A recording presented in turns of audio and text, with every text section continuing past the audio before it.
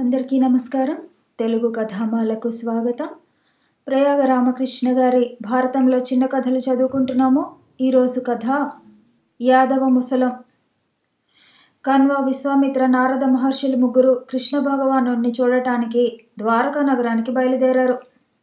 వాళ్ళు రాజవీధిని వస్తుండటం చూసిన యాదవులకు దుర్బుద్ధి పుట్టింది. కృష్ణుడి కొడుకు శాంబడికి ఆడపిల్ల వేషం వేసి తీసుకువచ్చి, అయ్యా, ఇది భద్రుడి భార్య, దీనికి సంతానం కలుగుతుందా అని అడిగారు మునుల్ని యదుకుమారులు. అంత మాత్రం తెలుసుకోలేరు గనుకన ఆ మహర్షులు, వీడు కృష్ణుడి కొడుకు శాంబుడు అని తెలుసు మాకు, వీడికి యాదవ వంశాన్ని నాశనం చేసే ముసలం పుడుతుంది.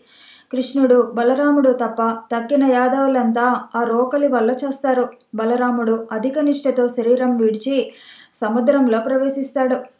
నేల మీద పడుకుని ఉండగా కృష్ణుణ్ణి జర అనే రాక్షసి పుట్టి ఆక్రమిస్తుంది. పొండి అన్నారు వాళ్ళు కోపంగా. ఇంత చేసి ఇంక మనం వాసుదేవుణ్ణి చూడటం మంచిది కాదనుకుని మహర్షులు ముగ్గురు వెనక్కి తిరిగి వెళ్ళిపోయారు. తర్వాత కృష్ణుడు ఇదంతా తెలుసుకొని జరగవలసింది జరిగే తీరుతుందనుకొని ఉదాసీనంగా ఊరుకున్నాడు. ఆ మరునాడు సాంబుడి కడుపులో నుంచి భయంకరంగా ఉన్న ఒక రోకలి పుట్టింది. యాదవులందరూ భయంతో పరిగెత్తుకు వెళ్ళి ఆ సంగతంతా వసుదేవుడికి చెప్పారు.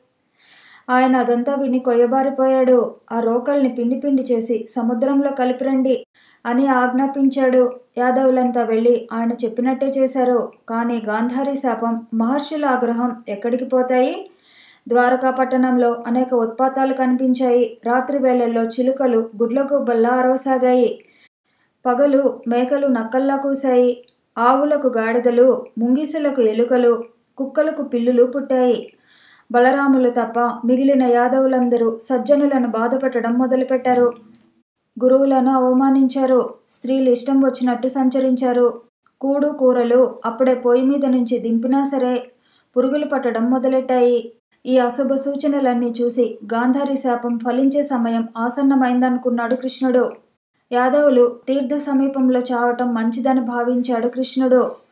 ఇంక తెల్లవారితే వాళ్ళంతా కాలం చేస్తారనగా అంతకు ముందు రోజే కొలువు తీర్చి సముద్రానికి జాతర చేయాలి, అందరూ బయలుదేరండి అని ఆజ్ఞ ఇచ్చాడు.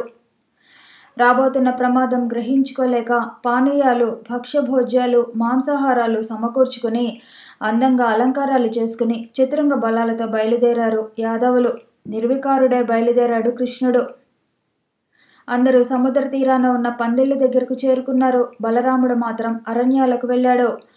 యాదవులు తెచ్చుకున్న భక్ష్యాలన్నీ తిన్నారు. ప్రభువైన కృష్ణుడు ఎదురుగానే మత్తుపానీయాలు సేవించారు. అసంబద్ధపు ప్రేలాపనలు సాగిస్తూ నవ్వటం మొదలుపెట్టారు. ప్రద్యుమ్న, అడుగో కృతవర్మ, చూసావా, నిద్రపోతున్న వాళ్ళని చంపాడు. ఏం పౌరుషంరా, ఎంత నీచుడైనా అలాంటి పని చేస్తాడా? సాత్యకి కృతవర్మను ఎగతాళి చేశాడు. అర్జునుడు చేయి నరికితే శాంతించిన భూరిశ్రవుణ్ణి చంపావు నువ్వు, అది మర్చిపోయావా? నువ్వు చేసింది రణనీతి కాబోలు, కృతవర్మ ఆక్షేపించాడు. ఆ ఎకశకానికి సాత్యకి కోపం వచ్చి కత్తి దూసి గబగబా వెళ్ళి కృతవర్మ కంఠం నరికేశాడు. సముద్ర తీరాన తుంగగా మొలచిన రోకలి ప్రభావం ఆ నిమిషంలో ఆ కత్తిని ఆక్రమించి ఉంది. అంతటితో ఊరుకోక సాత్యకి భోజులందరి మీద విజృంభించాడు. వారించడానికి కృష్ణుడు వెళ్లేలోగానే భోజులంతా సాత్యకిని చుట్టుముట్టారు. అయితే జరగబోయేదంతా తెలిసిన వాడవటం వల్ల కాలస్వరూపుడైన కృష్ణుడు సాత్యకిని రక్షించే ప్రయత్నం చేయలేదు. సాత్యకిని కాపాడటం కోసం ప్రద్యుమ్నుడు విజృంభించాడు. ఆ సముద్ర తీరంలో మొలిచిన తుంగపీకి దాంతో ఒకరినొకరు కొట్టుకుని హతులయ్యారు వాళ్ళందరూ. ఆనాడు వాళ్ళు అరగదీసి సముద్రంలో కలిపిన రోకలే అక్కడ తుంగగా మొలిచింది. అదే వాళ్ళ యుద్ధానికి సాధనమై చావుకు కారణమైంది. చావకుండా మిగిలిన వాళ్లను కోపంతో తుంగతో మోది చంపాడు కృష్ణుడు. ఆయనకు ఆ కోపం కూడా మునుల శాపం వల్లే కలిగింది. దారుకుడు, బభ్రుడు తప్ప మిగిలిన యాదవులంతా నాశనమయ్యారు. వాళ్ళిద్దరినీ వెంటబెట్టుకుని బలరాముడు వెళ్ళిన మార్గానే సాగాడు కృష్ణుడు. మరొక చిన్న కథతో మళ్ళీ కలుసుకుందాము. ఈ వీడియో నచ్చితే లైక్ చేయండి, షేర్ చేయండి, కామెంట్ చేయండి, ఛానల్ని సబ్స్క్రైబ్ చేయండి.